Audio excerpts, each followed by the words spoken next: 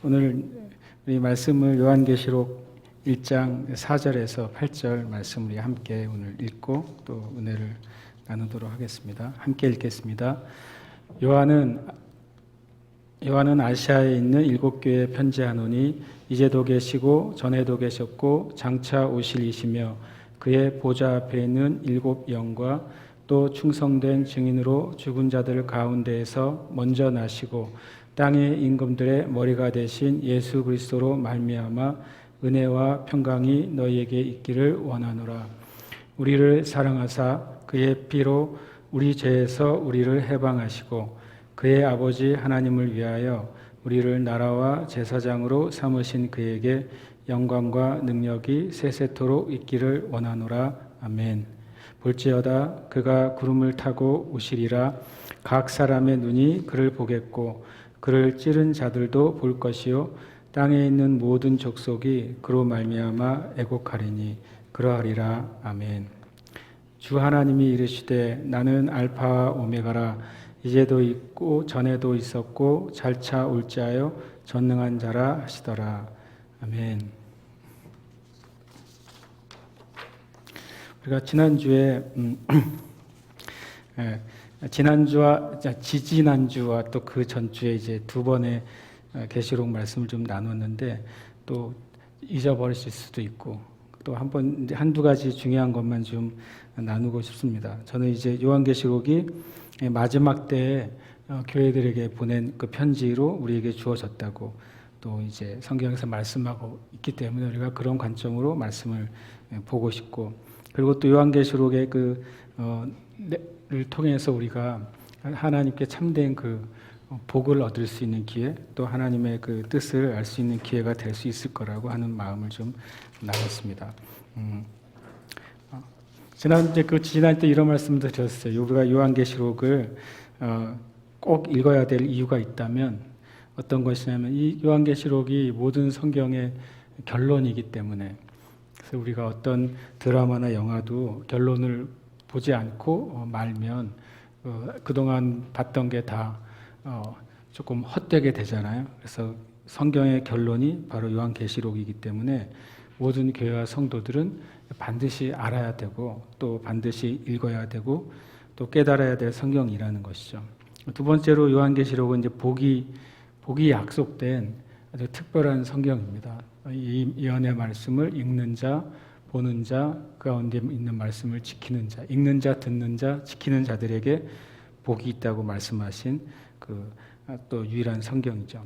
그리고 또 이 요한계시록은 물론 과거에 쓰여졌지만 지금 우리가 겪는 현실에 합당한 성경이기 때문에 우리가 반드시 읽어야 될 책이라고 그런 말씀을 드렸어요.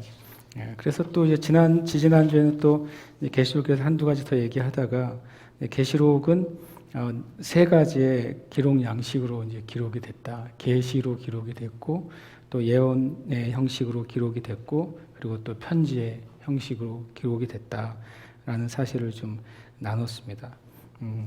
여러 가지 요한계시록의 해석이 있지만 또 그런 거를 좀 이제 제가 여기저기 또 책을 좀 참고하고 있고 그리고 또 유튜브에도 또 훌륭한 분들의 강의가 여기저기 있어서 이제 보게 되는데요. 많은 강의의 그 초반에 많은 시간을 신학적인 내용을 많이 설명해 주시고 하는 것들이 많이 있더라고요. 그래서 저도 그걸 또 설명해야 되나 싶다가 중간에 이제 말씀을 계시록 1장부터 쭉 읽어 나가다가 신학적인 개념이 필요한 부분에 있어서는 제가 설명을 좀 나누려고 그래요.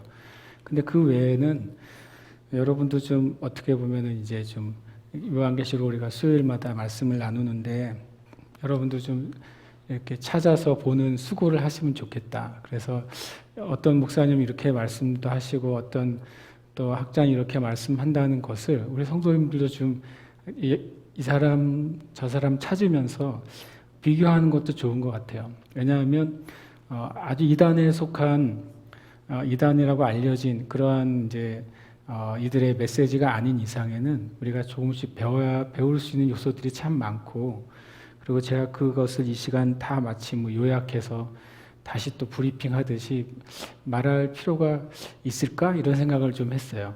그래서 그런 부분들이 이제 제 생각이나 또 그분들의 생각하고 같이 좀 비교가 필요할 때, 그리고 또 어떤 분들의 생각이 있는데 저는 말씀을 이런 관점으로 본다고 하는 그 제 의견이 필요할 때는 그런 내용들을 좀 나누고 저도 좀 그 얘기를 좀 하도록 그렇게 하려고 합니다. 그러니까 이제 보통 이제 뭐 전천년, 후천년, 무천년 뭐 많은 그 선년설에 나오고, 또 휴거와 또 공중 재림과 지상 재림과 천년왕국이나 이런 개념들이 계시록의 사람들에게 제일 어떤 관심사가 되잖아요. 그러면 그 외에는 수많은 말씀들에 대해서 오히려 조금 이제 관심을 가지지 않게 되는 요인 같아요. 그런 신학적인 논쟁이나 관점들이. 그거는 그때가 돼서 그 말씀이 좀 왔을 때 한 번 더 나누려고 하고, 또 중간에 필요한 부분은 또 나누려고 합니다.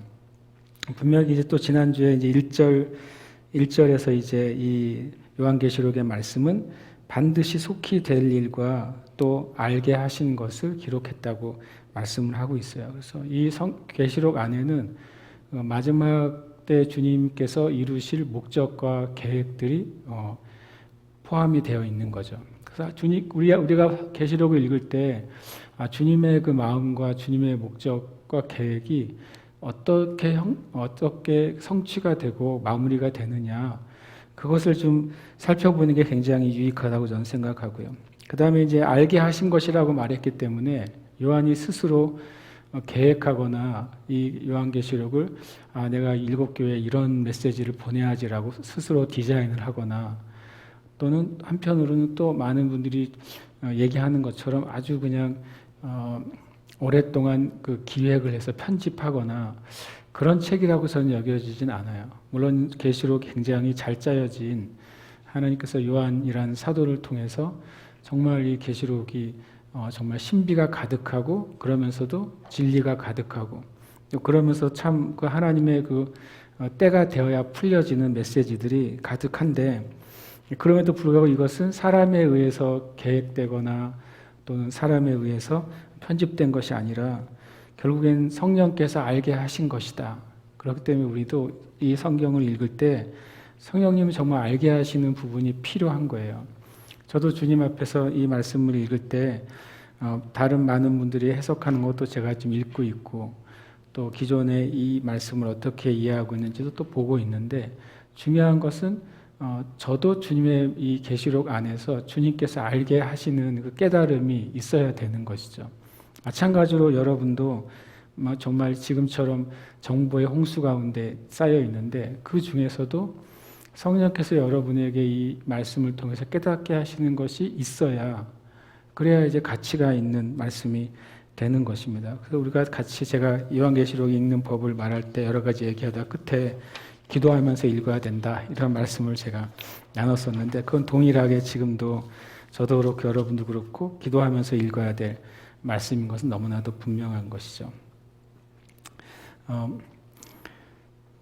요한계시록의 내용은 지난주에도 한번 말씀을 드렸지만 1장 19절을 기본적으로 저는 이제 요한계시록의 내용을 요한계시록 안에서 설명해 주는 제일 중요한 근거라고 생각해요. 성경의 제일 중요한 근거가 1장 19절이죠. 그러므로 내가 본 것과 지금 있는 일과 장차 될 일을 기록하라, 그렇게 말씀하고 있어요. 그러니까 예수님께서 이 요한에게 나타나셔서 이 세 가지를 기록하라 그랬어요. 내가 본 것도 기록하고 지금 있는 것도 기록하고 장차 될 일을 기록하라. 한번 지난번에 보여드렸는데 다시 한번 보여드리는 이유가 하나 있는데, 첫 번째로 본 것은 요한계시록 1장에 아주 쉽게 얘기하면, 요한계시록 1장은 이제 요한이 예수 그리스도를 보게 되죠. 예수 그리스도의 그 어떤 모습, 부활하여서 하나님의 보좌 우편에 계신 그분, 또 그분이 요한을 찾아오셔서 자신을 계시하신 모습이 본 것입니다. 근데 본 것이 왜 중요하냐면 제일 작은 분량이죠. 그런데 계시록 전체가 바로 이 1장에서 보여지신 예수 그리스도의 모습을 통해서 다 투영되기 때문에 그래요. 예를 들어서 예수 그리스도의 모습이 쭉 나오는데 1장에 그 모습과 일곱 교회의 모습과 이제 연결이 되는 것이죠. 일곱 교회에 어떤 예수님의 모습이 드러나느냐에 따라서 예수님의 모습 안에 있는 그런 그 주님의 메시지가 그 교회마다 이렇게 다르게 계시가 돼요. 그리고 또 마찬가지로 이 1장에서 나타난 예수 그리스도의 모습을 통해서 나머지 미래에 되어질 일들, 인을 떼시거나 또는 어떤 마귀와의 싸움에서 일어난 일들이 결국에는 예수 그리스도라는 역사의 주관자가 되시고 주인이 되신 그분을 통과해서 보게 돼요. 그리고 결론도 결국에는 예수 그리스도로 결론이 나는 것이 요한계시록이에요. 그래서 본 것은 요한계시록 전체를 푸는 저는 이제 키라고 생각을 합니다.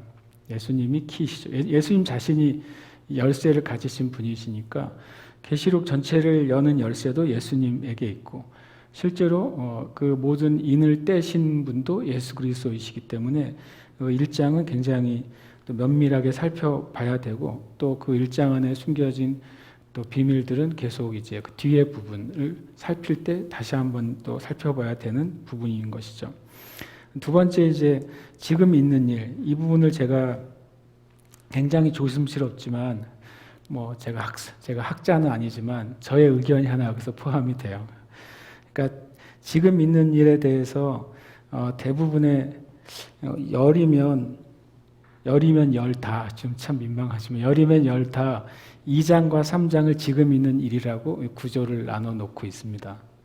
근데 제가 이제 또 감히 조금 한번 새로운 시도를 해보고 싶었어요. 저는 이제 지금 있는 일을 2장에서 3장, 그 다음에 4장까지를 좀 포함하고 싶어요. 그러냐면 이제 나중에 한 번 더 나누겠지만 2장, 3장은 당연히 이제 7 교회에 대한 진리가 나오죠.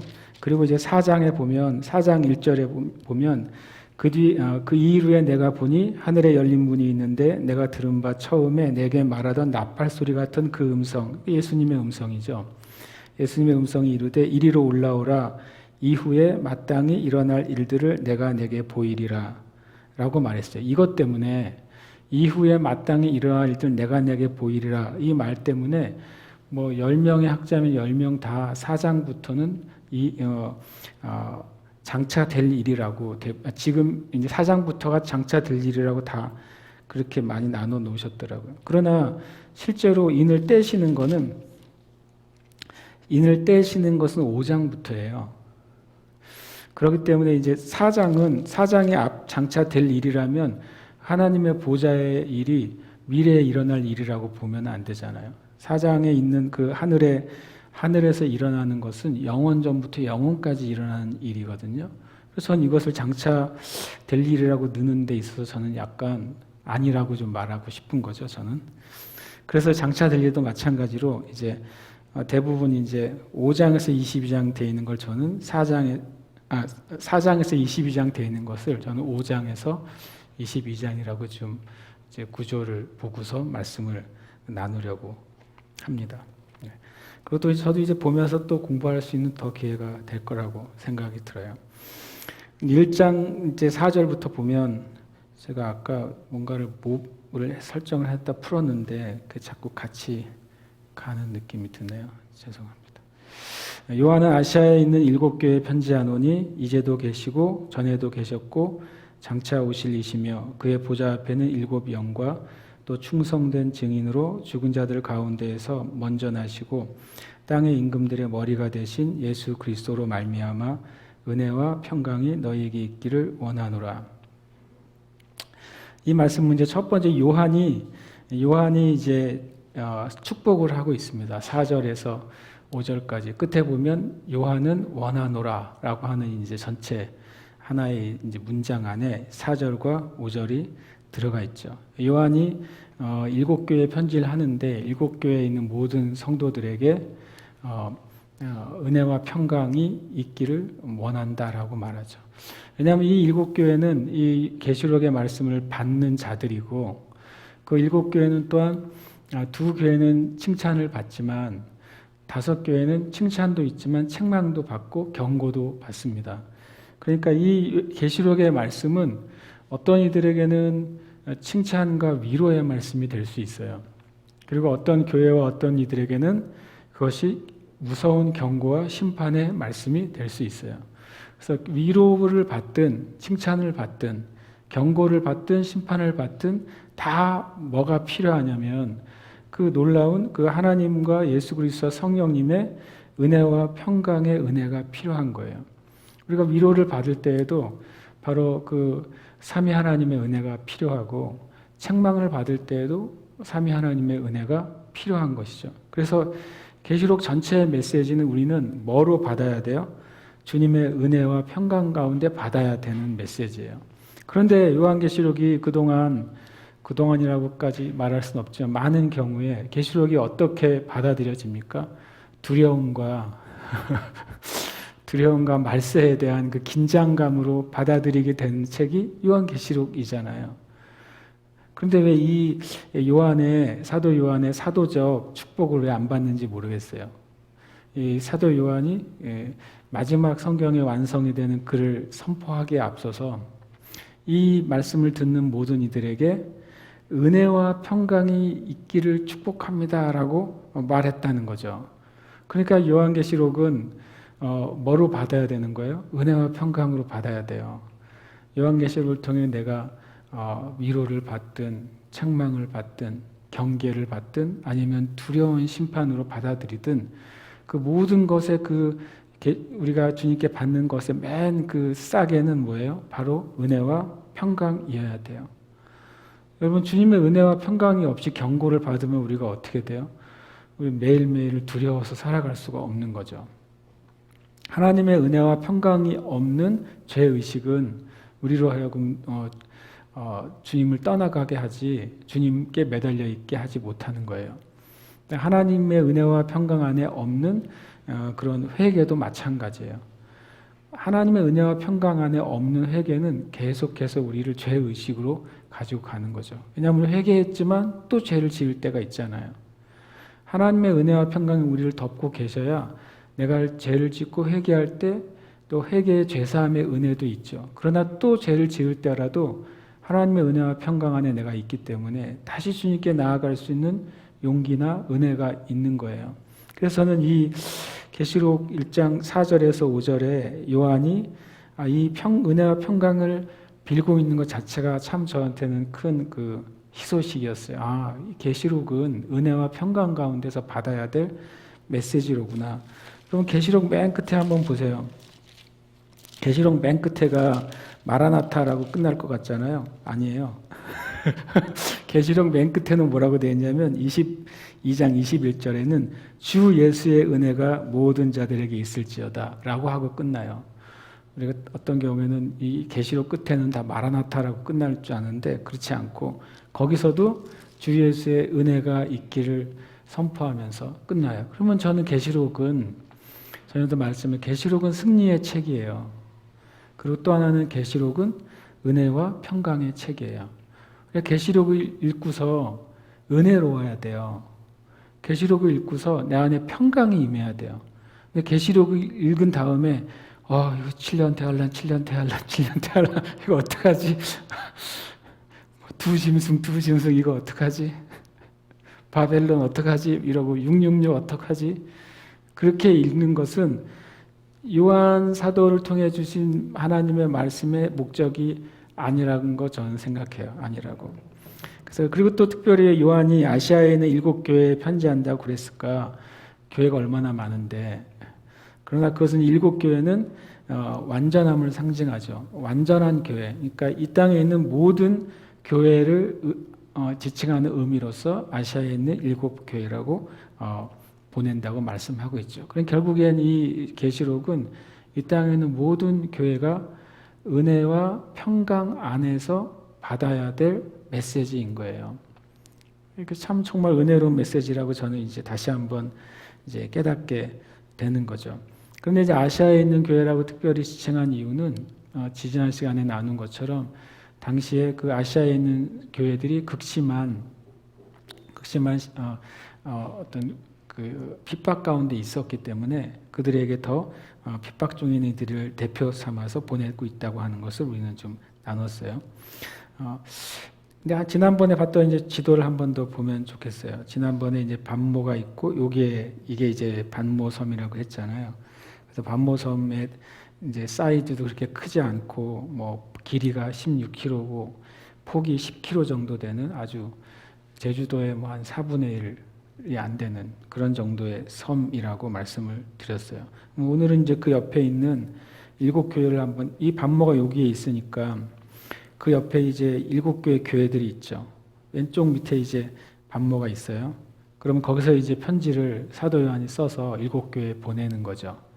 그러니까 최소한 사도 바울이 똑같은 계시록을 7개를 필사를 했을 거예요. 그래서 보냈을 것입니다. 그래서 에베소, 서모나, 두아디라, 버가모, 두아디라, 사데, 빌라델비아, 라오디게아. 라오디게아라는 도시 옆에 보시면 골로새가 있고 위에 히에라볼리가 있잖아요. 히에라볼리나 이런 데가 이제 온천으로 유명한 곳이고, 그리고 이제 골로새 교회하고 골로새하고 라오디게아는 거의 쌍둥이 도시라고 할 만큼 같은 영내에 있어요. 그래서 이 7개 교회 안에 실은 만약에 포함되면 골로새 교회는 중요한 교회인데 같이 이렇게 그 지역을 교회를 대표해서 라오디게아 교회라고 이렇게 지칭을 한 것이죠. 이 에베소를 가만히 이 반모에서 보시면 에베소에서 출발하면은 이렇게 크게 시계 방향으로 한 바퀴 이렇게 돌 수 있는 구조라는 것을 보게 돼요. 그래서 제가 이제 보니까 이것이 이제 7개 그 도시가 당시에 그 로마의 그 소아시아 그 속주 가운데 제일 중요한 도시들이었다고 하고요. 7개 교회가 일종의 어떤 이제 우리식으로 하면 우체국들이 있었던 우편이나 그런 것을 받고 전달하는 우체국 같은 역할을 하는 곳이 있었던 곳이 7개의 도시라고 그래요. 그러니까 여기에 아마 이제 편지가 전해지면 이런 거점들을 통해서 우편물이나 또는 물류가 옮겨질 수 있는 그런 거점이 되었던 것이죠. 그리고 이 교회들의 거리가 참 묘하게도 전체적으로 한 도시와 한 도시 사이가 약 80km 정도라고 합니다. 그러니까 이 7개의 도시는 로마가 그 아시아를 다스리기에 이렇게 적절하게 안배를 해놓고 그리고 또 발전시켜진 도시라고도 할 수 있어요. 그리고 전체 이 소아시아주에서 예를 들어 수도와 같은 도시는 에베소 도시예요. 에베소가 중심 도시고 그 다음에 그 다른 도시들이 잇따라서 그것을 통해서 이제 로마가 이 지역을 통치하는 그런 이제 체계가 갖춰졌다고 볼 수 있죠. 늘 그렇지만 마귀는 세상을 다스리기 위해서 많은 일들을 합니다. 마귀가 이제 로마를 통해 세상을 다스리기 위해서 수많은 길들을 로마 가도를 만들었는데 그것이 놀랍게도 이제 초대교회 사도들과 또 전도자들이 그 로마 가도를 통해서 복음을 전하는 통로가 되는 거죠. 그러니까 마귀는 사람과 또 사람의 그 정부나 정권을 통해서 어떤 일들을 해내요. 그래서 그것이 처음에는 그것이 교회와 또 이 땅의 사람들을 핍박하거나 하나님을 대적하는 도구로 어느 기간 쓰여지는 것 같아요. 그런데 주님의 때가 이르면 오히려 그 마귀가 구축해 놓은 그 모든 질서가 뒤집어져 가지고 하나님의 역사가 일어나는 통로가 된다는 것을 저는 보게 돼요. 이것도 마찬가지죠. 이 7개의 도시에 아주 사람들의 소식을 잘 전하고 일사불란하게 그 지역을 다스리기 위해서 우리식으로 하면 우체국들을 세워놨는데 그것이 바로 이제 계시록이 그렇게 아주 딱딱 맞춰서 전달될 수 있는 좋은 통로가 될 줄 마귀는 몰랐겠죠. 그렇게 보면 지금 이 세상도 엄청나게 많은 일들이 벌어지고 있고 공식적으로 그 아버지 부시가 유엔에서 말한 것처럼 뉴 월드 오더라는 것을 공식적으로 아버지 부시 대통령이 얘기했잖아요. 근데 그 뒤로 이제 10몇 년 지난 지금의 뉴 월드 오더라는 체계들이 차근차근 하나씩 여러 가지 뭐 글로벌한 기업들이나 또 글로벌한 세력들에 의해서 여러 가지 이제 이루어져 가고 있고 또 이 코로나 팬데믹이라는 그런 조건 하에서 이 땅에 있는 세상에 있는 사람들이 자발적으로 통제에 순응하는 상태가 되어 가고 있잖아요. 자발적 순응이라기보다는 이제 공포라는 것이 풀어졌기 때문에 공포 안에서 순응하게 되고 처음에는 어쩔 수 없이 받아들여지고 그리고 그것이 불편하지만 사람은 되게 놀랍게도 적응력이 좋잖아요. 조금 불편한데 나중에 지나면 그게 편해져요. 예전에는 주머니에서 지갑에서 뽐나게 돈을 세가지고 지불해야 그게 제대로 물건 사는 느낌이 났는데 어느 날 카드가 나왔을 때 이게 카드가 돈도 아니고 뭐 아무것도 아니라고 느껴지고 불편하게 느껴졌던 시절이 있잖아요. 지금은 돈을 가지고 다니는 게 불편해졌죠. 그러니까 인간은 이제 새로운 것들이 우리에게 주어질 때 처음에 불편하고 어려워요. 근데 나중에는 그게 쉬워지고 편해지고 빨라지는 거죠. 지금은 이제 그런 이제 코로나 상황에 그런 일들이 더 많이 벌어지고 있다고 저는 생각은 합니다. 그래서 저는 그것을 부정적인 거죠. 좋은 게 아니죠. 그런데 놀랍게도 로마가 세상을 다스릴 때 어느 민족들은 아주 부정적이었죠. 그리고 또 그런 이제 로마 가도가 생기고 이런 조직들이 생기고 군인들이 파송되고 그래서 군인들에 의해서 그 나라가 통치되고 하는 것은 되게 부정적인 것이죠. 근데 놀랍게도 로마 전 지역에 복음이 들어갈 때 로마가 다스렸던 전 영역에 놀라운 복음화의 물결이 몇백 년 안에 일어난 것이죠. 저는 그래서 지금 흔히 말하는 이제 전 세계 이래저래 진행이 되고 있는 뉴 월드 오더라는 개념의 여러 가지 뭐 장치들, 여러 가지 뭐 행정들, 여러 가지 것들이 결국에는 저는요 계시록을 읽다 보니까 저의 결론은 그거예요. 주님이 이것을 엄청나게 놀랍게 사용하시겠구나. 왜냐하면 궁극적인 승리는 누구에게 주어져 있어요? 예수 그리스도에게 주어져 있고 궁극적인 승리는 예수 그리스도와 함께 있는 주님의 몸된 교회와 성도들에게 있다고 계시록은 말씀하고 있는 거잖아요. 그 과정을 우리가 그 과정 때문에 두려워하고 과정을 견디지 못할까 봐 걱정하고 여러 가지 사람들이 말이 많지만 성경의 결론은 변하지 않고 하나님께서 계획하신 역사의 결론도 변하지 않는다면 그럼 우리가 우리 자체를 할 수 있는 것은 어느 상황에서든지 참된 믿음을 지키고 하나님이 각자에게 주신 또 교회에 주신 각자에 주신 그 사명을 충성되게 행하는 것 그것 안에서 우리는 이 모든 것을 지혜롭고 그리고 또 승리하는 그 시간으로 통과할 수 있다고 저는 믿습니다. 그런 면에서 참 계시록은 너무 재미있고 흥미진진한 거예요. 예. 그러시죠? 그러니까 그래서 제가 이게 요한계시록을 보다가 이 나중에 반모섬을 꼭 한번 가보고 싶다. 그랬더니 사모님이 도대체 어디까지 가려고 하냐고 나보고 그러는데 이 반모섬이 터키에 가깝지만 또 그리스령이에요.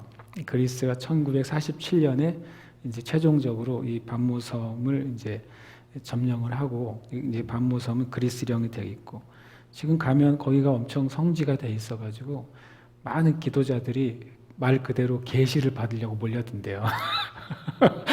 요한계시록이 임한 곳이니까 뭐 전 그걸 떠나서 그냥 그 하나님의 은혜가 있는 장소에 한번 나중에 가봤으면 좋겠다 이런 생각을 가졌어요. 4절에 보면 다시 이 요한이 이제도 계시고 전에도 계셨고 장차 오실 이라고 말을 해요. 그러니까 요한이 아시아에 있는 7교회에 편지를 하고 그 은혜와 평강을 비는 축복을 하는데 그 안에 은혜와 평강이 누구로부터 나오냐고 말하고 있냐면 성부, 성령, 성자 하나님으로부터 나오는 은혜와 평강을 우리에게 축복하고 있죠. 그러니까 이제도 계시고 전에도 계셨고 장차 오시리 그분은 성부 하나님을 분명히 의미합니다. 가끔 이거를 이제 성자 예수님이다라고 이렇게 해석하는 분들도 있더라고요. 근데 저는 그거는 이제 성경적이지 않은 것 같아요. 왜냐하면 이 자체가 요한이 편지할 때 축복할 때 항상 사도 요한뿐만 아니라 사도 바울도 항상 성부, 성자, 성령 하나님의 이름으로 교회와 성도들을 축복한 것은 뭐 신약 전체에 흐르는 흐름이죠. 그것도 요한도 그 흐름에 당연히 이제 맞춰져 있어요. 그러니까 이제도 계시고 전에도 계셨고 장차 오실 분, 그분은 하나님이세요. 그런데 이제 그 설명은 맨 끝에 8절에 가서 제가 할게요. 왜냐하면 8절에 다시 한번 지금도 계시고 주 하나님이 이르시되 나는 알파 오메가라 이제도 있고 전에도 있었고 장차 올 자요 전능한 자라라고 한 번 더 선포를 하시거든요. 하나님께서. 그래서 그것을 할 때 이 부분을 다시 한번 설명하도록 하겠습니다. 어쨌든 저는 이것은 이제 하나님 아버지를 아버지 하나님을 의미하고 있죠. 그리고 이제 이 말씀은 어디에 또 이제 맞닿아 있냐면 출애굽기 3장 14절, 15절 말씀에 맞닿아 있어요. 14절에 보면 하나님이 모세에게 이르시되 나는 스스로 있는 자이니라. 또 이르시되 너는 이스라엘 자손에게 이같이 이르기를 스스로 있는 자가 나를 너희에게 보내셨다 하라라고 말씀하고 있어요. 야훼 하나님, 스스로 있는 분은 바로 스스로 존재하시기 때문에 전에도 있었고 지금도 있고 영원히 있을 유일한 분이신 것이죠. 또 15절에서도 하나님이 또 모세에게 이르시되 너는 이스라엘 자손에게 이같이 이르기를 너희 조상의 하나님 여호와 곧 아브라함의 하나님 이삭의 하나님 야곱의 하나님께서 나를 너희에게 보내셨다 하라. 이는 나의 영원한 이름이요 대대로 기억할 나의 칭호니라. 바로 이제 하나님께서 자신은 어떤 존재냐? 나는 스스로 있는 존재이고 결국엔 전에도 있고 지금도 있고 앞으로 있을 영원할 유일한 분이라는 사실을 하나님께서 이제 모세에게 계시하셨고 또 동일하게 또 계시록 1장 4절에서도 계시하고 있는 것을 우리가 보게 됩니다. 그래서 이것은 이제 바로 하나님의 칭호로서 영원한 칭호가 되는 거죠. 하나님 외에는 이 칭호를 가질 수 있는 존재가 없는 것입니다. 4절에 보면 그의 보좌 앞에 7 영과 이렇게 말씀하고 있어요. 그래서 이제 두 번째는 이제 성령 하나님을 의미하죠. 특별히 계시록은 성령님이란 표현을 쓰지만 보좌 앞에 7 영, 또 7 촛대 이런 식으로 계속해서 촛대는 물론 이제 성령님은 아니시죠. 그렇지만 7으로 표시되어 있는 영으로서 계속 말씀을 하고 있습니다. 특별히 이제 이사야 저는 이제 11장 2절 말씀이 그것과 연결되어 있다고 생각하는데요. 이사야 11장 1절 2절은 이새의 줄기에서 한 싹이 나며 그 뿌리에서 한 가지가 나서 결실할 것이요 그의 위에 여호와의 영 곧 지혜와 총명의 영이요 모략과 재능의 영이요 지식과 여호와를 경외하는 영이 강림하시리니. 그래서 이 이제 성령님을 7개의 모습으로 또 이렇게 얘기해주고 설명해주는 게 이사야 11장 말씀이에요. 성령님은 여호와의 영이시고 지혜의 영이시고 총명의 영이시고 모략의 영이시고 재능의 영이시고 지식의 영이시고 여호와를 경외하는 영, 경외하게 하는 영이라고도 합니다. 성령님의 사역이시면서 성령님의 그 모습을 이사야 11장 그렇게 표현하고 있고 그 성령님이 바로 이새의 줄기에서 나오신 예수 그리스도에게 임하실 것이다 라고 하는 예언이 이제 이사야 11장의 말씀이죠. 그러니까 이 여호와의 7 영, 보좌 앞에 7 영은 이렇게 이사야 11장에 있는 그 성령님과 이렇게 맞닿아 있고 보좌 앞에 7 영이시기 때문에 그것이 이제 7개의 영이라고 되어 있지 않고 7 중의 영이라고 되어 있어요. 영어 성경은. 그러니까 7겹이라고 되어 있어요. 한 분 성령님이신데 그 7중적인 사역을 하는 성령님으로서 계시되어 있고 하나님의 완전한 뜻, 하나님의 완전한 능력이 성령님을 통해서 이 땅 가운데 드러내는 것으로 말씀하고 있죠. 보좌에 계신 하나님은 보좌에 영원토록 계시죠. 그리고 이 땅에 하나님의 뜻과 또 하나님의 목적과 하나님의 능력을 나타내시는 분은 성령님이시죠. 성령님이 그 하나님의 온전하심을 다 드러내신다 하는 표현으로 이렇게 보좌 앞에 영이라고 말씀하고 있어요. 그 다음에 5절에 보면 자꾸 오늘 제가 뭔가를 잘못했는데요. 또 충성된 증인으로 죽은 자들 가운데서 먼저 나시고 땅의 일금들의 머리가 되신 예수 그리스도. 예수 그리스도를 굉장히 제일 길게 표현하고 있어요. 그러니까 예수 그리스도가 이제 이후로 굉장히 중심이 될 수 있다는 걸 이제 보게 되는데요. 하나님에 대해서는 그냥 이제도 계시고 전에도 계시고 장차 오실 분이다. 본질을 얘기하고 또 성령님은 그의 보좌 앞에 일곱 영으로서 하나님의 어떠하심을 드러내는 분이다라는 것을 우리에게 나타내시죠. 그런데 예수님은 최소한 세 가지 얘기를 하고 계세요. 충성된 증인이시고, 죽은 자들 가운데서 처음으로 부활하신 분이시고, 그리고 모든 땅의 임금들의 머리이신 분이 예수 그리스도이시다. 예수님의 이제 세 가지 사역을 어떻게 보면 보여주는 것이죠. 주님은 이 땅 가운데 하나님의 뜻을 생명을 걸고서 우리에게 드러내신 충성된 증인이세요. 디모데전서 6장 13절에 이렇게 말씀이 있어요. 만물을 살게 하신 하나님 앞과 본디오 빌라도를 향하여 선한 증언을 하신 예수 그리스도 앞에서 내가 너희를 명하노니. 그러니까 이 예수님의 그 충성된 증인의 사역은 어디서 이렇게 그것이 클라이막스가 됐냐면 이 땅의 왕으로 상징되는 빌라도 앞에서 진리이신 주님, 그리고 진리 자체이신 주님이 바로 하나님의 진리를 드러내셨다. 그리고 그때까지도 죽음을 통해서라도 하나님이 참되심과 하나님의 구원 사역을 드러내신 증인이라는 것을 보여주고 있죠. 그리고 또 예수님이 죽은 자들 가운데서 먼저 나셨다라고 말하고 있어요. 예수님이 죽은 자들 가운데서 먼저 나신 분이다라고 하는 말은 이 예수님을 생각하는 우리들에게는 그것이 소망이 되는 거예요. 예수님이 첫 열매가 되시고 그 다음에 우리가 될 수 있구나. 그리고 또 예수님이 첫 열매가 되셨기 때문에 우리가 예수님을 따르는 사람들이 언젠가는 동일하게 주님처럼 부활에 참여할 수 있겠구나라고 하는 그 소망과 위로가 되는 예수님의 모습인 것이죠. 그리고 또 충성된 증인이라고 하는 표현은 또 우리도 예수님처럼 주님이 오실 때까지 충성된 증인으로 살아야 되는 것이 우리의 그 임무구나라는 사실을 우리로 깨닫게 해 주시는 거죠.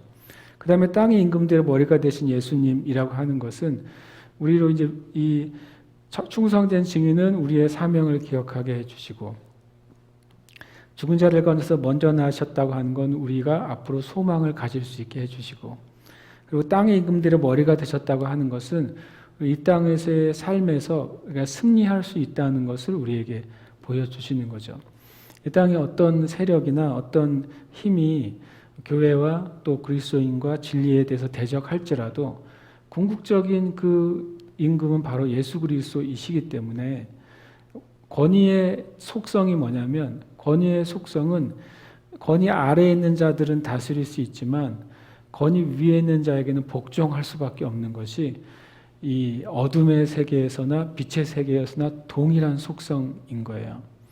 어둠의 세계와 빛의 세계를 통틀어서 그 모든 것의 임금들의 머리가 되신 분이 예수 그리스도이시기 때문에 그것이 이제 권위의 속성상, 그러니까 예수 그리스도의 라인에 있는 사람은 이 땅에서 영역 가운데 어떤 다른 권위 아래서 일시적으로 도전을 받거나 핍박을 받거나 괴롭힘을 받을지 모르지만, 그러나 그 최상위 권위자와 연결되어 있기 때문에 결국에는 그분과 연결된 사람들은 승리할 것이다 라고 하는 것을 예수님에 대한 소개 안에서 우리에게 지금 메시지를 주고 있다고 저는 생각을 해요. 그리고 저 여러분이 주님을 생각할 때 이 세 가지 메시지를 기억했으면 좋겠어요. 그래서 우리의 삶에서도 내가 정말 충성된 자로서, 증인으로서 믿음의 싸움을 끝까지 살아야 되겠구나, 이런 생각을 좀 우리가 가져야 되겠죠.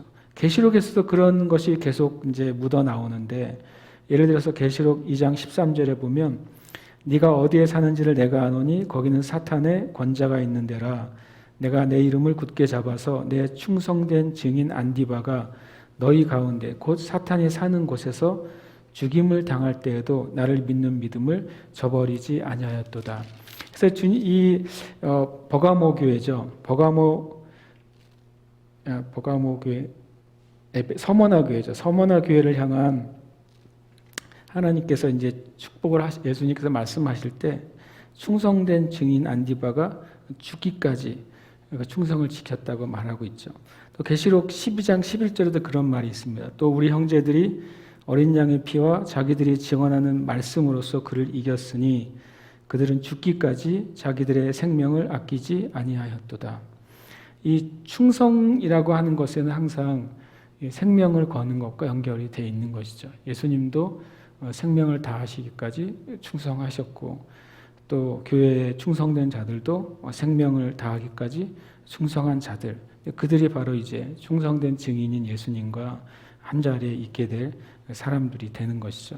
저와 여러분도 지금의 때에 정말 충성된 증인의 자리를 지키게 되시기를 축복합니다. 실은 큰 의미에서 보면 그런 충성을 요구받는 시대에 살아가는 것도 은혜예요. 왜냐하면 충성을 요구받을 필요가 없는 시대에 사는 사람들은 어떻게 보면은 하나님 나라에서 그 주님께서 받을 그 영광이 적을 수밖에 없잖아요. 근데 또 제 말도 또 맞지 않은 것이 하나님은 모든 세대에 충성을 요구하시고 또 모든 그리스도인들은 충성이 필요한 상황 가운데 놓여지게 되어 있어요. 그래야 하나님 모든 그리스도인들에게 상을 주실 기회를 공평하게 주시는 거겠죠. 완전히 이제 기독교 국가에 사는 그리스도인들에게도 그의 삶에 그 영적 생명을 걸고 충성해야 될 영역이 있는 거고요. 그리고 모든 것이 차단되고 그리고 모든 공식적인 예배나 종교나 모든 것이 다 차단된 북한이나 중국 같은 곳에서도 동일하게 영적 생명을 건 충성을 요구하는 일이 있는 것이죠. 하나님은 공의로우시기 때문에 우리에게 동일한 것을 주시고 계시다고 저는 믿습니다.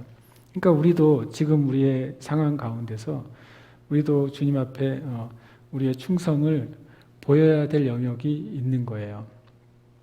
과연 이 땅의 교회가, 이 대한민국의 교회가 지금 우리가 보여야 될 충성의 모습이 뭔지 그걸 좀 곰곰이 생각해 봐야 되는 것이죠. 그래서 우리 계시록을 통해서 우리가 주님 앞에 보여드려야 될 충성이 뭔지를 우리가 알게 되기를 축복합니다.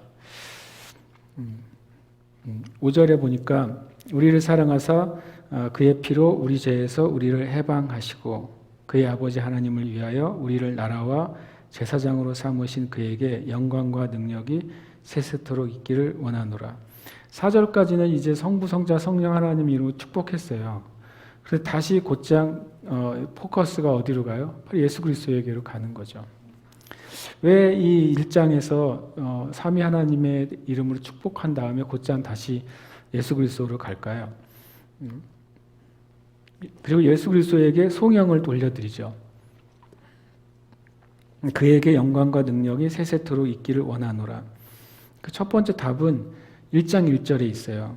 1장 1절에 계시록이 뭐라고 그랬어요? 예수 그리스도의 계시예요. 그러니까 이걸 자꾸 까먹으면 안 되는 거죠. 이 계시록은 예수님의 계시입니다. 예수님으로부터 나온 계시이고 이 모든 계시의 주인이 예수님이시고 그 예수님으로 인해서 모든 계시록의 역사와 재앙과 심판이 진행이 돼요. 그래서 예수님께 영광을 먼저 올려드리는 거죠. 그래서 이곳에 일어나는 이제 계시록 이후에 일어나는 모든 일들 가운데 주권자가 예수님이시기 때문에 예수님께 영광과 능력을 올려드려야 되죠. 그 예수님에 의해서 역사가 진행이 돼요.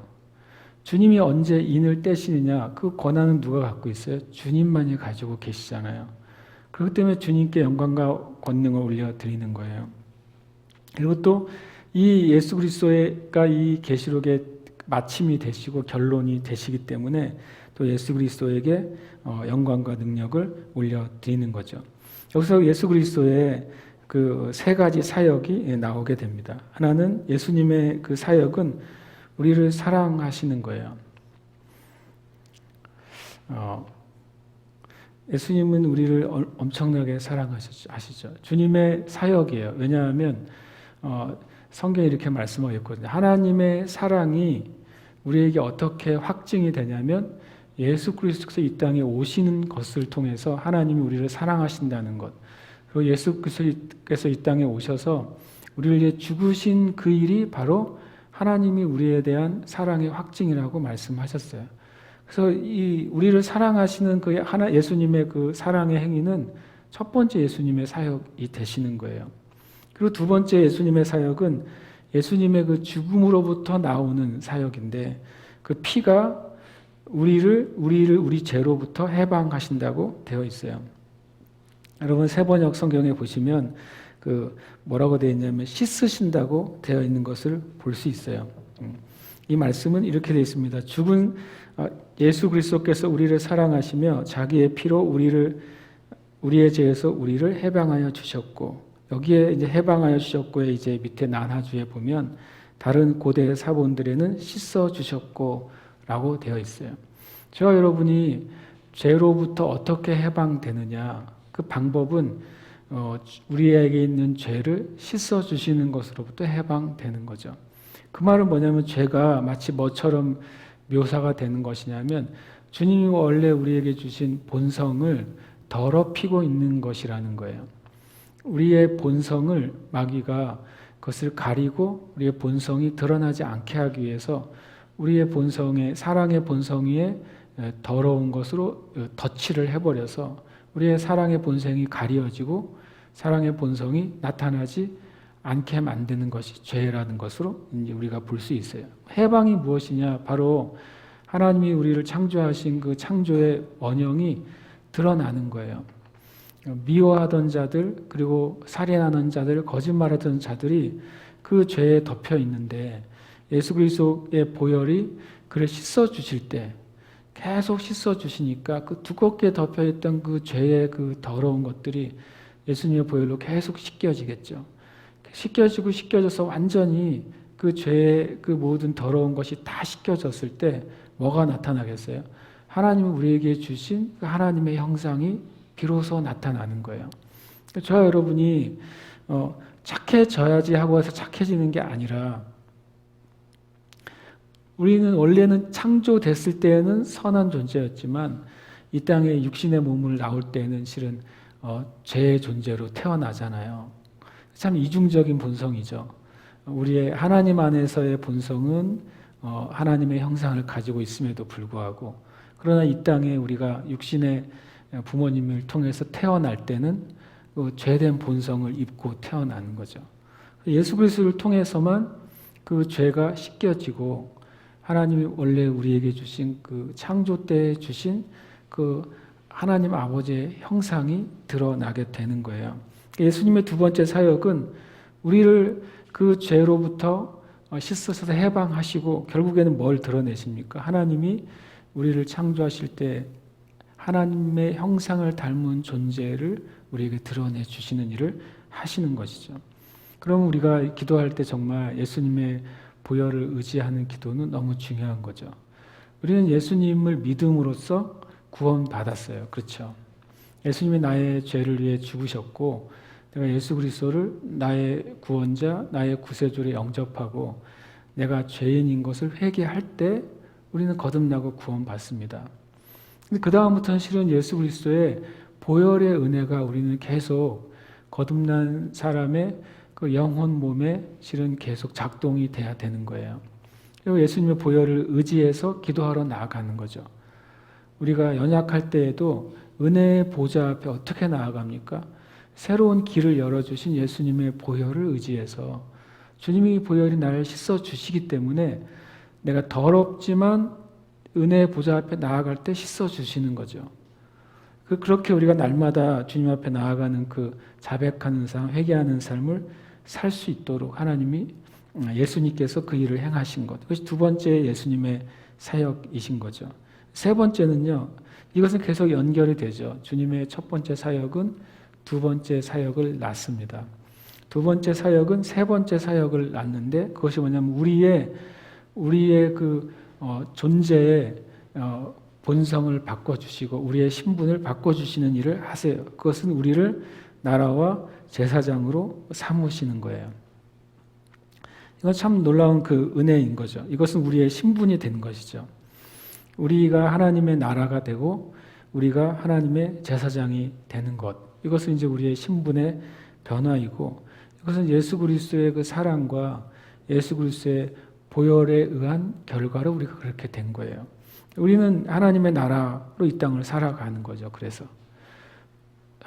예수님께서 우리를 하나님의 나라로 삼으셨어요. 그러니까 저와 여러분은 이 땅에 걸어다니는 하나님의 나라인 거죠.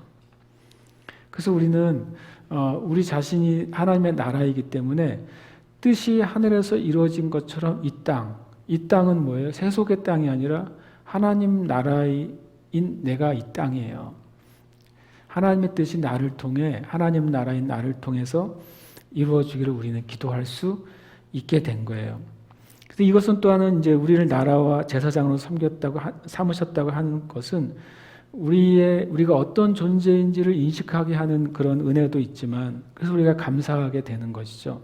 그러나 또 한편으로 이것은 바로 우리가 섬기는 자로서 부름받았다고 하는 사실을 인식하게 해주는 것이죠. 왜냐하면 예수님께서 우리를 이 땅에 하나님의 나라로, 이 땅에 제사장으로서 우리를 부르셨어요. 우리의 그 임무가 뭐냐면 이 세상 사람들 가운데 하나님의 나라를 드러내는 것이어야 되고, 이 세상 사람들을 주님께로 이끄는 제사장적인 그 임무를 우리가 수행해야 되는 거죠. 그러니까 이 섬김이라고 하는 것, 예수님의 모습이 섬김의 모습이죠. 섬김의 모습은 첫 번째로는 아주 당연하지만 이타적이어야 돼요. 이기적인 것은 섬김이 아닌 것이죠. 그 동기나 또는 목적이나 행위에 있어서 우리의 삶이 이타적일 때만 우리가 나라와 제사장으로 살아가는 거예요. 예수님이 자기 자신을 위해 살지 않으시고 저와 여러분을 위해서 사셨잖아요. 예수님이 우리에게 주님이 하셨던 그 섬김의 사역을 우리에게 넘겨주신 것이죠. 그러니까 우리는 정말 내가 아니라 다른 사람의 그 유익을 위해 살아가는 자로 부름 받았어요. 그리고 또 하나는 이 섬긴다고 하는 것은 단순히 다른 사람을 위해서 이타적인 삶만을 사는 게 아니라 이 땅에서 하나님이 행하시려고 하는 모든 일을 섬기는 자로 우리는 사는 거예요. 우리의 일상이나 또는 교회의 어떤 사역이나 또는 하나님께서 이 땅에 행하실 어떤 놀라운 일들을 우리는 함께 섬기고 그 일에 참여하고 동역하는 자로 부름 받은 것이죠. 그것이 나라와 제사장으로 살아가는 모습이에요. 주님이 이 땅 가운데 어떤 하나님의 일들을 펼쳐 나가실 때 우리가 나는 이웃을 섬기는 자예요. 그리고 계속 그 일만 하고 있으면 안 되는 것이죠. 하나님이 무엇인가 이 땅을 위해 또 이 열방을 위해서 하나님의 새로운 일들을 펼쳐 나가실 때 우리는 나라와 제사장으로서 그 일에 참여를 해야 되는 거예요. 그래야 우리가 섬기는 자의 그 임무를 감당하는 것이죠. 또 하나는 이제 우리가 나라와 제사장으로 살아갈 때 예수님이 이 땅에 그 하나님의 나라를 가져오셨고 대제사장으로서 자신을 드리셨잖아요. 그러니까 이 섬기는 자의 삶 안에는 세 번째로 실은 우리가 참 싫어하는 말인데 이것은 뭐냐면 우리의 삶 가운데 지속적으로 자기 부인의 삶이 진행이 돼요. 내가 다른 사람을 섬기려면 내가 원하는 것을 포기할 수도 있어요. 내가 다른 사람을 섬기려면 내가 나의 그 마음을 부인하고 나를 부인하고 그 하나님의 뜻을 받아들여야 될 때가 있어요. 그러니까 자기 부인의 삶이 바로 섬김의 삶의 그 모습이에요. 예수님께서 자신을 철저하게 부인하시고 우리를 위해 사셨던 것처럼. 그러니까 예수님께서 우리를 나라와 제사장으로 삼으셨다고 하는 것, 다시 한번 말하면 이것은 이타적인 삶을 의미하고요. 두 번째로는 하나님의 역사에 참여하고 또 거기에 동역하는 것을 의미합니다. 세 번째로는 우리 자신의 자아가 주님 앞에서 죽는 것, 그래서 주님을 닮아가는 삶을 의미하는 것이죠. 이것은 참 이제 우리가 잘 아는 그 베드로전서 2장 9절의 말씀과도 연결이 돼 있죠. 그러나 너희는 택하신 족속이요 왕 같은 제사장들이요 거룩한 나라요 그의 소유가 된 백성이니 이는 너희를 어두운 데서 불러내어 그의 기이한 빛에 들어가게 하시니 아름다운 덕을 선포하게 하려 하심이라. 이 사도 베드로는 이것을 분명히 알고 있는 거죠. 예수님께서 이 땅에 오셔서 하신 사역의 결과가 무엇이라는 것을 사도 베드로도 명확하게 알고 있었고 그리고 사도 요한도 명확하게 알고 있었던 거예요.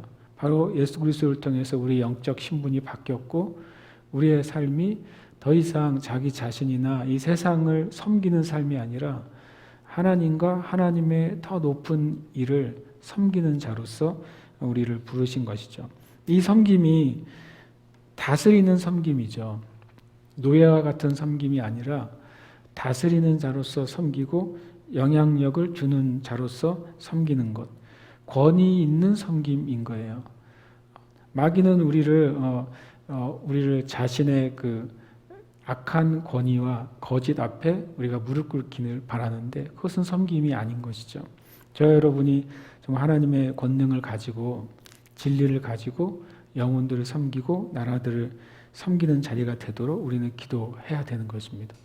또 이 땅의 교회도 마찬가지로 이 땅의 교회가 이 세상에 대해서 어떤 태도를 가져야 되느냐, 당연히 이 나라와 제사장의 태도를 가져야 되는 거예요. 교회는 분명히 이타적이어야죠. 교회는 교회 자신을 위해서 존재하지 않고 머리 대신 예수님을 위해서 당연히 존재합니다. 그래서 주님의 일, 주님이 하라고 하신 일을 철저하게 섬기는 것이 교회의 본질인 것이죠. 그러면서 또 교회는 또 자기 부인의 과정을 교회도 경험하게 돼요. 교회가 더 복음을 전하면 전할수록, 교회가 더 거룩함을 추구하고 진리를 추구할수록 실은 역사상 교회는 많은 핍박을 견뎌냈던 거죠. 교회는 또 많이 없어지기도 하고 또 사라지기도 한 것을 우리가 압니다. 그렇지만 이제 영원한 교회, 예수님의 몸된 진정한 교회는 한 번도 사라진 적이 없습니다. 누가 그런 얘기 하시더라고요. 실제로 어떤 교회가 그 교회가 가진 영적인 영향력이 100년 이상 간 교회는 지구상에 없대요. 건물이 100년, 1000년 된 교회는 있지만 그 영적인 영향력이 100년 간 교회는 없어요. 아무리 위대한 부흥에 사용된 교회라 할지라도 100년 간 교회는 없어요. 그러니까 참 우리의 허상이에요. 교회가 100주년, 200주년 기념할 수 있는데 교회가 100년 되고 200년 된 것을 기념하는 것은 그것이 영적인 영향력을 보여주는 것이 아니에요. 그게 참 큰 허상인데 우리가 너무나도 그런 기념에 목이 매여 있고 그런 100주년, 200주년 그렇게 되면 그 자체가 어떤 큰 힘을 발휘하는 것처럼 한국교회도 뭐 부흥 100주년 행사를 엄청 많이 했잖아요. 그 부흥 100주년의 행사는 좋은 거죠. 그러나 그 행사 자체가 우리의 자랑이 되는 것은 제가 보기에는 굉장히 헛된 거라는 거예요. 성경도 그렇게 말씀하고 있어요. 결국엔 교회가, 이 땅의 교회가 주님이 하라고 하신 일을 하다가 사라져도 그것은 성공하는 것이죠. 에베소 서머나 이 7교회 교회들도 다 사라졌잖아요. 그렇다고 해서 그 교회들이 실패했느냐? 그렇지 않습니다. 그 교회들마다 주신 것을 충성되게 감당한 교회와 성도라면 마지막 때 하나님 앞에 어떻게 되겠어요? 영광스럽게 되는 것이죠. 대한민국에도 수많은 교회들이 세워졌고 아직까지 이제 우리나라 대한민국의 교회는 뭐 100년, 200년 된 교회는 없잖아요. 이제 100년 된 교회들은 있죠. 그러나 100년 된 교회들이 그 100년이란 이름이 영적인 영향력과 또 영적인 그 진정한 진리를 보장해주는 100년을 의미하지는 않는 것이죠. 오히려 그렇게 교회가 오래될수록 더 주님 앞에 경계하고 깨어 있어야 된다는 것을 우리는 보게 됩니다. 또 이제 7절에 보면 볼지어다 그가 구름을 타고 오시리라 각 사람의 눈이 그를 보겠고 그를 찌른 자들도 볼 것이요 땅에 있는 모든 족속이 그로 말미암아 애곡하리니 그러하리라. 아멘. 맨 처음에는 이제 제가 4절과 5절은 요한은 너희에게 축복하기를 원하노라 이렇게 말했잖아요. 오늘 이제 단락의 그 끝에는 볼지어다 그러하리라 이렇게 말을 해요. 그건 일종의 경고죠. 처음에 이 4절과 5절은 엄청난 은혜와 평강으로 축복을 했어요. 이 단락의 끝에서 이 7절은 경고로 이렇게 한 갈무리를 하게 돼요. 볼지어다 이것은 너희가 주목해야 된다. 그리고 그것을 잊지 않아야 된다라고 하는 거예요. 지금 봐라 그 소리가 아니라 앞으로 앞에 일이 있을 거라는 것을 늘 염두에 두고 살아라 그거예요. 너희 마음속에 앞으로 일이 있을 건데 이것을 잊어버리게 되면 경고에 너희가 이제 실패하는 것이죠. 그러나 이 경고에 생각을 가지고 있고 깨어 있고 그걸 마음에 새기고 있는 사람에게는 이 경고가 엄청나게 큰 유익이 될 거예요. 어쩌면 지금의 교회가 이 볼지어다라는 메시지에 희미해진 거죠. 이 땅의 교회들이 과학은 계속 발전하고 있고 우리의 삶은 더 편해지고 있고 세상은 더 빨라지고 있고 그러니까 이 볼지어다의 내용을 잊어버리고 있는 거죠. 희미해지고 있는 거예요. 정말 역사의 종말이 올 것인가? 환경적인 문제, 세상적인 문제가 있을 때마다 이 인간들은 엄청 지혜롭게 모든 것을 헤쳐나가고 있는데 지금 이 팬데믹이 심각하긴 하지만 사람들 안에 전망 안에는 좀 있으면 이것을 다 헤쳐나가게 될 거야. 조금 있으면 치료제와 조금 있으면 백신이 개발돼서 결국엔 이것도 다 인간이 이겨내고 극복하게 될 거야. 이런 이제 긍정적인 전망이 있으면서 지금 공포에 있는 것이죠. 그러니까 이런 볼지어다라는 그 주님이 말씀하시는 경고가 잘 안 먹히는 거예요. 교회도 마찬가지죠. 교회주 계속 어떤 전망을 가지고 있어요. 우리 교회가 더 전도해서 사람이 모이면 땅을 사고 건물을 짓고 더 부흥하고 더 부흥하고 더 부흥하고 더 부흥하다가 주님 오시면 재림을 맞이하면 되겠지. 굉장히 단순한, 물론 그건 믿음의 고백이 될 수 있고 그리고 또 하나님 안에서 품어야 될 것이지만 그런 것을 품고 계획을 하면서도 이 볼지어다라는 경고를 잊어버린다면 교회가 그건 정말로 이게 헛된 일을 하고 있다는 거죠. 겉에 껍데기만 계속 늘려가고 있는 교회가 되는 거예요. 그래서 이 경고는 굉장히 가치가 있어요. 볼지어다 그러하리라. 이 말은 반드시 그렇게 될 것이다. 그거예요. 반드시 그렇게 될 것이기 때문에 너희는 경계하고 깨어서 반드시 이 메시지를 들어야 된다라고 말하고 있어요. 이 7절에 제가 볼지어다 하고 밑에 그러하리라 아멘 그랬는데 여기에 이제 이 내용도 우리가 보겠지만 다른 메시지도 들어갈 수 있는 거죠. 여러분이 여러분의 삶 가운데 볼지어다 반드시 그러하게 될 일에 대해서 여러분이 가지고 있는 것이 있을 거예요. 여러분의 삶에 주님이 말씀하신 부분들은 이 안에 들어갈 수 있는 거죠. 우리가 주님의 언약을 이렇게 주목하지 않으면 그걸 잃어버리는 것입니다. 여러분의 삶 가운데 주님께서 또 계속 말씀하고 있는 것에 내가 볼지어다 그것에 주목하고 있지 않으면 주님이 주신 것을 떠나보낼 수도 있는 거예요. 그래서 이 안을 과로라고 여기신다면 여러분이 주님 앞에 정말 내가 주목하고 잊지 않아야 될 주님의 약속, 때로는 주님의 경고, 때로는 주님의 말씀을 오늘 또 기억하게 되시기를 축복합니다. 그러면 이제 이 볼지어다 그가 구름 타고 오시리라. 볼지어다 그러니까 기억해야 될 최고의 메시지는 이거예요. 그가 구름 타고 올 것이다. 이게 이 땅의 교회가 절대로 소홀히 여겨서는 안 되는 메시지라는 거죠. 실제로 지난번에 우리 그 재림에 대한 혼인을 통해서 나온 그 재림에 대한 영화 보신 분도 계시겠지만 거기서도 그 얘기 하잖아요. 지금 현대 교회가 제일 전하지 않는 메시지가 바로 재림에 대한 메시지다. 성경에서는 성경 전체의 3분의 1 이상이 주님이 다시 오시는 것에 관계되는 메시지인데 그러나 현대 교회가 전하는 설교 중에 재림에 대한 메시지는 2%, 3%밖에 되지 않는다. 너무나도 한쪽으로 치우쳐 있고 그리고 이 반드시 기억해야 될 메시지를 교회가 전하지 않고 있다라고 이렇게 지적하잖아요. 그래서 제가 교회에서 그거를 바로 되돌릴 수 있는 길이 딱 하나가 있는데 계시록을 설교하면 되는구나. 계시록 내내 계속 오실 얘기만 하고 있으니까 계시록의 말씀을 교회가 전하면 그 주님의 재림에 대해서 계속 주목하고 기억할 수 있게 되는 메시지가 되겠다. 그런 생각했습니다. 근데 주님이 오시는데 그 다음 말이 굉장히 두려워요. 각 사람의 눈이 그걸 볼겠다. 그러니까 주님 오시는 것을 누구도 부인할 수 없을 거라는 거예요. 몇 명은 알고 몇 명은 모를 수 없다는 거예요. 그러니까 주님이 오셨다고 주장하는 사람들이 있어요. 지금도 어떤 이제 여호와의 증인은 주님이 이미 공중재림하셨다고 가르치거든요. 근데 그분들이 틀린 이유가 주님이 오시게 되면 오셨다면 주님을 못 본 사람이 한 명도 없어야 돼요. 그리고 주님이 왔다는 사실을 모르는 사람이 한 명도 없어야 돼요. 인터넷이 없는 곳은 모를 수도 있잖아요. 누가 그러면 말도 안 돼요. 왜냐하면 주님이 오시는 것은 각 사람이 볼 것이고 심지어는 과거에 예수님을 찌른 자들도 볼 거라고 그랬어요.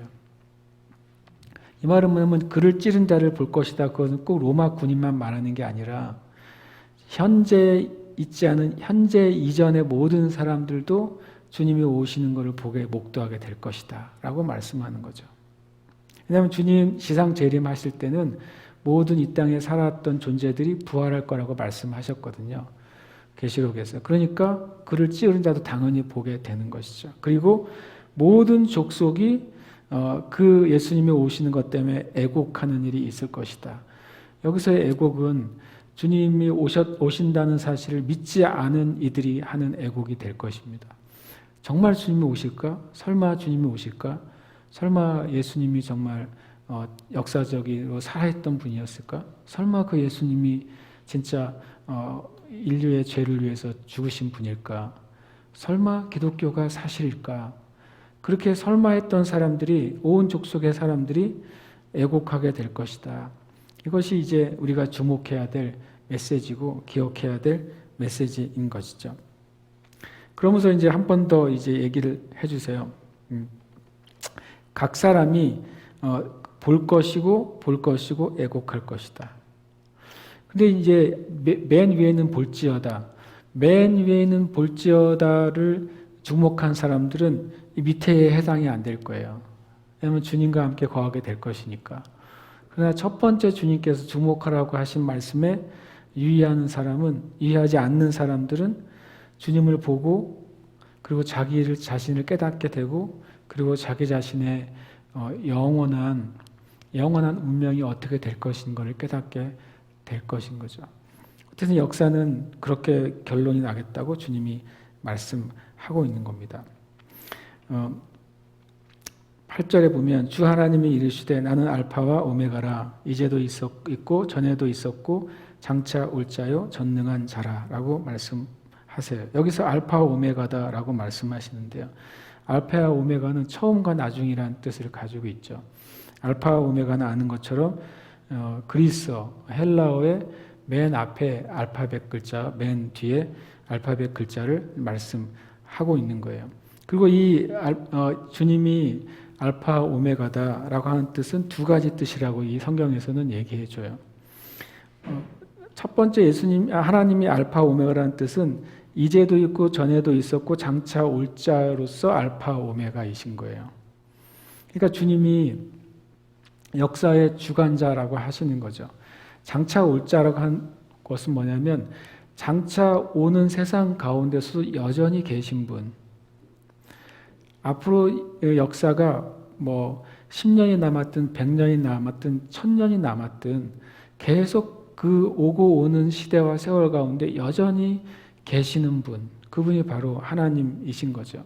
그래서 이것은 우리에게 뭐가 되냐면 우리에게 위로가 되는 거예요. 세상이 변하고 또 세상에 많은 어려움이 있지만 하나님은 여전히 우리와 함께 하시는구나. 하나님의 그 전능하심도 영원하구나 하는 그 소망이 우리가 되는 거죠. 이 지식이 있는 사람에겐 하나님은 알파 오메가가 되시지. 그래서 처음 계획하신 것을 마지막까지 이루시는 분이시지. 그 하나님이 바로 나의 하나님이시고 그분은 지금도 계신 분이시라고 하는 그 영적인 이 명확한 지식이 마지막 때를 살아가는 모든 그리스도인에게 혹 또는 환난이나 핍박 가운데 있는 모든 그리스도인에게 유일하고 영원한 소망이 된다고 말씀하시는 것이죠. 저 여러분 안에 그 알파 오메가 되시는 그 하나님에 대한 그 영적인 지식이 믿음이 되고 또 위로가 되고 소망이 되시기를 축복합니다. 아멘. 함께 이 시간 기도하십시다. 이제 계시록을 준비하면서 생각은 많고 듣고 보는 것은 많은데 또 실제로 이제 말씀을 나누려면 내가 아직 좀 준비가 덜 된 부분이 있다고 또 느끼기도 합니다. 그러나 이 계시록 말씀 자체가 점진적으로 풀어지고 열려지는 면이 있기 때문에 그 말씀을 계속 보는 동안에 저에게도 더 열어주시기를 소망하고 또 여러분에게도 열어주시기를 소망합니다. 그래서 이 계시록을 통해 우리가 정말 계시록에서 사도 요한이 경험한 것들을 이 땅에 주님의 몸인 교회도 또 주님의 그 나라이며 제사장인 여러분들도 경험하는 그런 은혜가 있기를 축복합니다. 이 시간 우리가 기도할 때 우리 주님 오늘 말씀 가운데 볼지어다라고 말씀하신 것처럼 주님 우리가 마땅히 기억해야 될 것, 마땅히 주목해야 될 것, 또 마땅히 우리가 선포하고 전해야 될 것을 잃어버리지 않게 해주시옵소서. 또 우리가 주님의 몸된 교회로서도 이 교회가 마지막 때에 마땅히 붙잡아야 될 진리를 잃어버리지 않고 또 마땅히 선포해야 될 그 진리를 선포하는 교회가 되게 해주시옵소서. 우리 각자 한 사람 한 사람이 주님 내가 주목해야 될 주님의 약속, 주목하고 잊지 않아야 될 주님의 그 언약들을 주님 붙잡는 그런 성도들, 그러한 하나님 충성된 자들의 자리에 있게 하여 주시옵소서. 우리 합심해서 함께 기도하겠습니다. 아버지 하나님 감사합니다. 계시록의 말씀은 참으로 승리의 말씀이십니다. 이 요한계시록의 말씀은 주님 평강과 은혜의 말씀이십니다. 또 요한계시록의 말씀은 우리로 말미암아 하나님이 어떤 분이신지 하나님의 정말 주권자이신 것을 드러내시고 나타내는 말씀이십니다. 주님께 그래서 감사와 찬양을 올려드립니다. 감사와 찬양 올려드립니다. 이 시간 주 앞에 나아가오니 거룩한 주의 영으로 이 시간 임재하시고 우리로 말미암아 마땅히 갈 길 하나님 우리가 주님 앞에 주저하지 아니하고 갈 수 있는 힘을 허락하여 주시옵소서.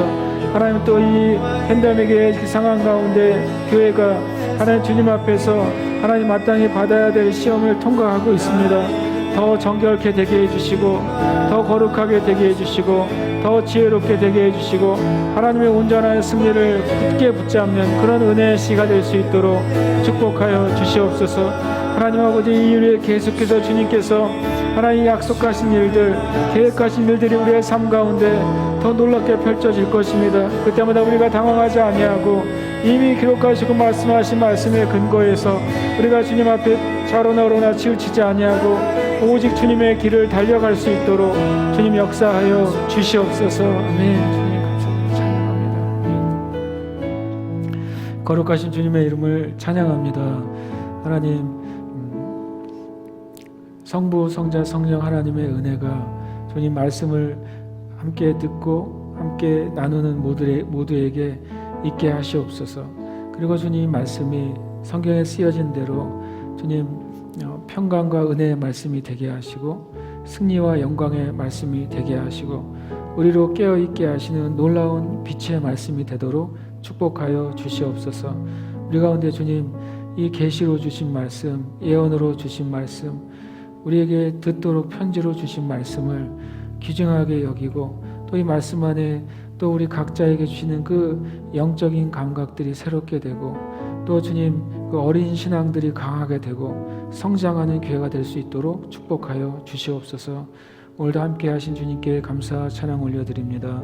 살아계신 예수 그리스도의 이름으로 기도합니다. 아멘. 할렐루야. 여러분 축복합니다.